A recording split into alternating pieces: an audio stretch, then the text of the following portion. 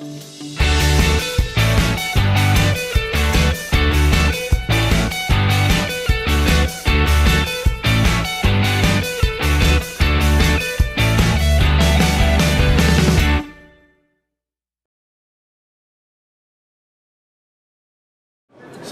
the first area, problematic sites.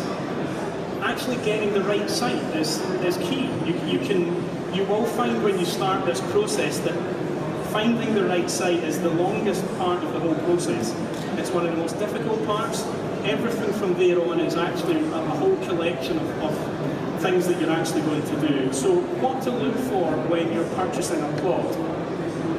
So there's 2 or 3 things to think about at the very start when you're actually looking at the plots.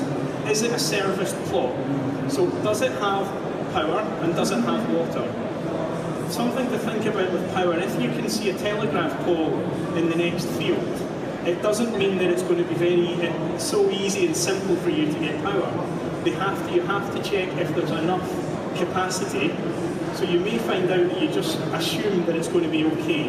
You then go to get your cost for your new grid connection, and they have to upgrade the transformer. When they have to start doing things like that, a £5,000 or £2,000 connection can quite easily become 30 or 40,000. So it's very easy and quick. Once you know a site that you're looking for, if you type into Google who the provider is in the area, the network provider, there's a new plot connection. So you can put in a requirement and a request to get a quote, even if you don't own the site. So that's something that you need to do to start with.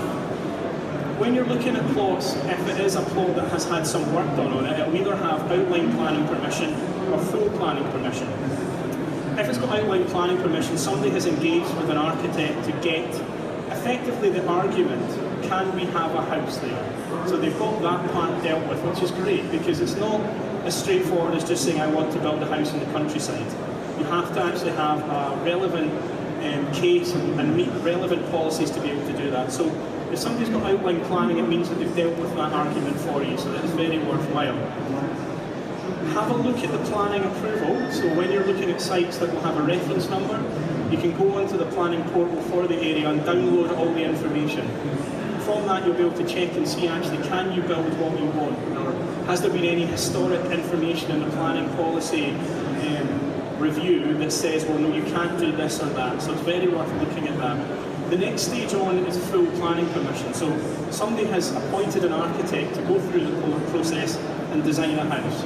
So it may not, the chances are you're buying the plot because of the location and it meeting all the things, not because the house design is the house that you want. Don't worry about that. It's very easy to go back in and put a new planning application in, or if it's only minor tweaks, you can do a non-material variation. Most of the planning departments are pushed to try and get a new planning approval. They want to get another £401 in. So don't be surprised if you have to go back. However, that planning permission that's there will always be there until it obviously runs out of time. But by you putting another design or another planning application in, it doesn't invalidate the previous one.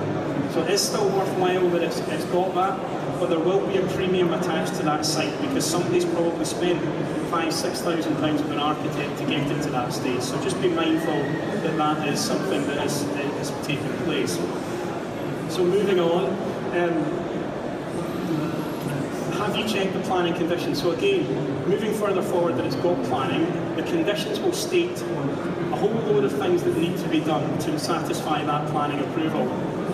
Just because they've got planning doesn't mean that you can actually satisfy those conditions. So the planning department will put in conditions that have not been dealt with as part of the planning that you then have to make sure you can satisfy. So there may be something about the access or a visibility display that means so that they can put a new access in. You may not have control over that land. So there's things that you need to consider. So I would always suggest if you're looking at a site, get it to an architect to review it before you then purchase it. And the other key thing that people just don't look at or don't take into account is what is the ground condition. So you're going to go and build this house on this piece of farmland or brownfield land, whatever it is.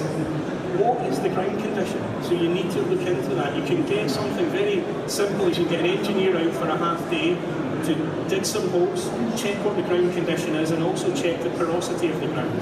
So So can you have a drainage system on the site? If you don't get that done at the start, you've bought this bit of land for £100,000, £200,000. You're then going to start going in and designing it and trying to budget cost for it, and you will have no idea how much your foundations are going to cost. So that's something that people just that miss out. I would suggest that for the sake of a couple of £100, you do that before you buy the site, or as soon as you buy the site. So there's lots of different things that I would suggest you really look into for the site, where you could be stuck with a site that has contamination issues, that you need to have piled foundations. If you're looking at solutions like that, you could add £30,000, £40,000 onto the budget. And if you haven't budgeted for that, you will have problems even before you started.